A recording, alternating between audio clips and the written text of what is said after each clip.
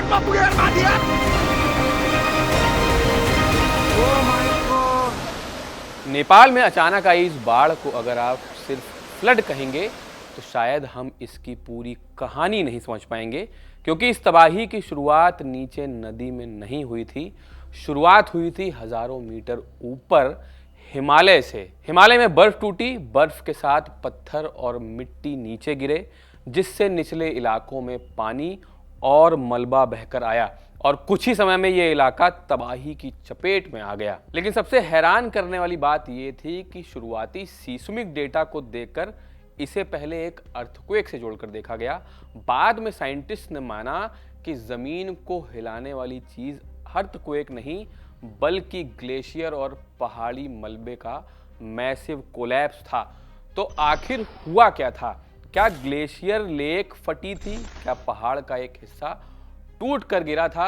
और सबसे बड़ा सवाल, क्या हिमालय अब ऐसे डिजास्टर्स के लिए पहले से ज़्यादा वल्नरेबल हो चुका है?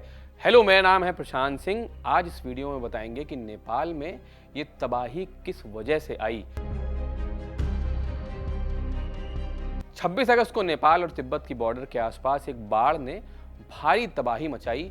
शुरुआती जानकारी काफ़ी कंफ्यूजिंग थी, क्योंकि सीस्मिक इंस्ट्रूमेंट्स यानी भूकंप को नापने वाले जो डिवाइसेस होते हैं उनमें एक ऐसा सिग्नल रिकॉर्ड किया गया जिससे पहले अर्थक्वेक की तरह देखा जा रहा था। लेकिन CNN की रिपोर्ट और बाद में सामने आए साइंटिफिक एनालिसिस ने कुछ और बताया, किसी और चीज़ की ओर इशारा किया।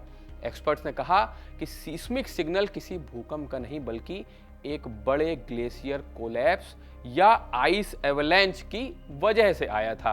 द न्यूयॉर्क टाइम्स की सैटेलाइट इमेजरी और एक्सपर्ट एनालिसिस पर आधारित रिपोर्टिंग के अनुसार हिमालय की ऊंचाई पर ग्लेशियर्स का एक बड़ा हिस्सा टूटकर नीचे की तरफ गिरा था। यानी सीक्वेंस कुछ ऐसा था, पहले ग्लेशियर या आइस मास अनस्टेबल हुआ, फिर उसका एक बड़ा हिस्सा टूट गया और वो नीचे गिरा। ग्रेविटी ने उस बड़े आइस मास को हिमालय की ढाल से नीचे खींच लिया।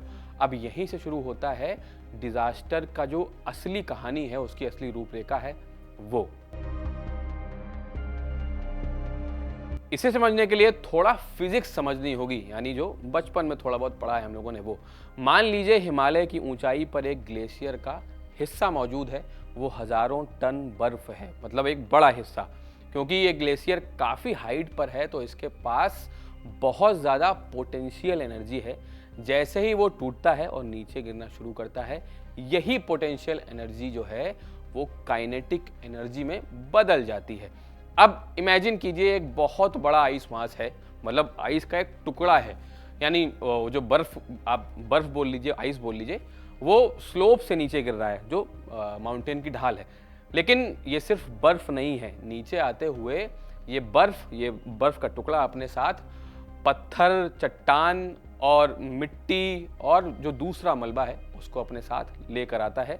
यानी नीचे आते हुआ मटेरियल जो है वो सिर्फ पानी या वो सिर्फ आइस का बड़ा सा हिस्सा नहीं है, और हिमालय की उस ऊंचाई पर ऐसा मलबा बेहद खतरनाक हो जाता है। अब इस त्रासदी का अगला और सबसे ज़रूरी हिस्सा समझिए। जब बर्फ और चट्टानों का इतना बड़ा हिस्सा नीचे आता है और उसके सामने अगर कोई नदी आ जाए तो वो नदी के रास्ते को ब्लॉक कर सकता है, पार्शियली भी कर सकता है या पूरी तरह कर सकता है। इसे कहते हैं नेचुरल डैमिंग, यानी प्रकृति ने खुद नदी के रास्ते में एक टेम्परेरी डैम बना दिया। ये कोई वैसा डैम नहीं है कंक्रीट का, ये बना होता है जो बर्फ हो गई, क्या कहते हैं, और पत्थर हो गए, या जो पूरा मिट्टी का उसका कॉम्बिनेशन है, पूरा जो मलबा गिर के आता है उससे एक नेचुरल डैम बन जाता है। ऊपर नदी से जो आया पानी वो लगातार आ रहा है, लेकिन उसका रास्ता पूरी तरह ब्लॉक हो सकता है, जिस वजह से पानी जमा होने लगता है। अब पानी जमा होगा, प्रेशर भी बढ़ेगा। अगर ये अनस्टेबल मलबे वाला बैरियर टूट जाता है तो जमा हुआ पानी एक साथ नीचे की तरफ निकल सकता है। जैसा कि नेपाल से जो वीडियोज आए उनमें हम लोगों ने देखा कि वो पानी कितने फोर्स से आ रहा था। CNN और दूसरे इंटरनेशनल रिपोर्ट्स में एक्सपर्ट ने इसी तरह के कारणों की संभावना पर चर्चा की है। और यहीं से एक और बड़ा सवाल खड़ा होता है, क्या ये ग्लोफ था? आपने शायद ग्लॉफ का नाम सुना होगा। ग्लॉफ माने ग्लेशियल लेक आउटबर्स्ट फ्लड। इसमें ग्लेशियर के पास या उसके पीछे एक लेक बनती है। उस लेक को अक्सर बर्फ या मोराइन रोक कर रखते हैं। मोराइन मतलब पत्थर और मिट्टी के नेचुरल बैरियर्स होते हैं मोराइन। अगर ये बैरियर्स टूट जाएं तो भारी मात्रा में पानी अचानक नीचे की तरफ आ सकता है। लेकिन नेपाल की इस घटना के बारे में शुरुआती सैटेलाइट एविडेंस जो आए और एक्सपर्ट एनालिसिस जो आई, अगर उन्हें मानेंगे तो वो इसे पूरी तरह ग्लॉफ का इवेंट नहीं मान रहे हैं। न्यूयॉर्क टाइम्स और CNN की रिपोर्ट में इसे एक बड़े ग्लेशियर या आइस मास के कोलैप्स से जोड़कर देखा जा रहा है। माने ये कहना कि एक ग्लेशियर लेक फटी और बाढ़ आ गई, ये पूरी तरह सही एक्सप्लेनेशन नहीं होगा। इस घटना में शुरुआती ट्रिगर एक ग्लेशियल कोलैप्स या आइस रॉक एवलांच था। उसके बाद नदी और पानी के सिस्टम में जो हलचल हुई उसने इस बाढ़ को और खतरनाक बना दिया। अब हम आते हैं एक और जरूरी सवाल पर, ग्लेशियर आखिर टूटा क्यों? और इसका जवाब थोड़ा कॉम्प्लिकेटेड है, क्योंकि किसी भी डिजास्टर के पीछे एक ही कारण हो ये जरूरी नहीं होता। द कॉन्वर्सेशन की रिपोर्ट और हिमालय पर जो साइंटिफिक रिसर्च हुई हैं वो कुछ बड़े कारणों की तरफ इशारा करती हैं। पहला फैक्टर है वार्निंग। हिमालय के जो ग्लेशियर्स हैं वो लगातार बदल रहे हैं। टेम्परेचर बढ़ने से ग्लेशियर्स टूट रहे हैं। उनकी थिकनेस जो है, मोटाई जो है वो भी बदल रही है। उनके आसपास की बर्फ और कंडीशंस भी बदल रही हैं। और जब ग्लेशियर्स का स्ट्रक्चर बदलता है तो उसकी स्टेबिलिटी भी बदल सकती है। यहाँ पर दूसरा फैक्टर है परमाफ्रॉस्ट का।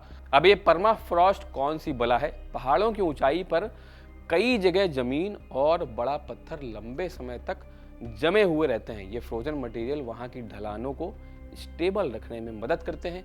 इसे आप एक तरह के नेचुरल ग्लू यानी जो गोंद होता है उसकी तरह समझ सकते हैं।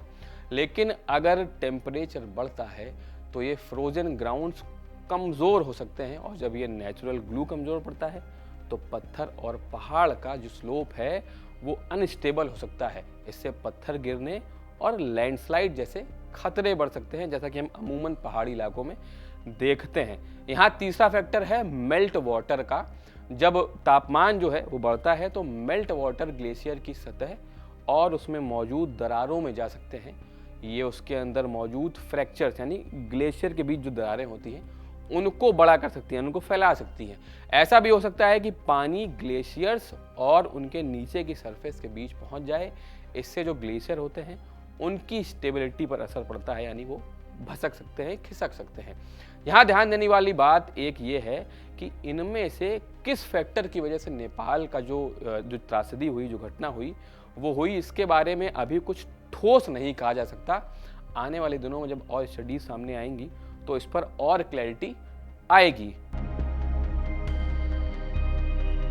सबसे सेंसिटिव और सबसे ज़रूरी सवाल यह है, क्या हम कह सकते हैं कि क्लाइमेट चेंज की वजह से नेपाल में ये घटना हुई?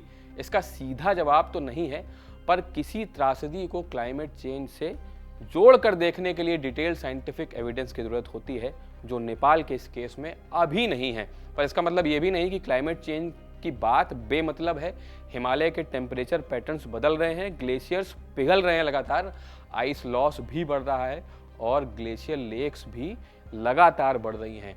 यानी क्लाइमेट चेंज को आप इस तरह समझिए, ये ज़रूरी नहीं है कि हर त्रासदी का कोई एक ट्रिगर हो, पर ये उन परिस्थितियों को बदल सकता है जो त्रासदी को पहले से ज़्यादा खतरनाक बना दे। तो नेपाल की इस त्रासदी को सिर्फ फ्लड डिजास्टर कहकर समझना गलत होगा। ये हिमालय में पैदा हो रहे खतरों की एक वार्निंग है। अब सवाल ये नहीं होना चाहिए कि ये डिजास्टर जो है वो किस वजह से हुआ। सवाल ये है कि हम पहले से कितनी मजबूत तैयारी में हैं।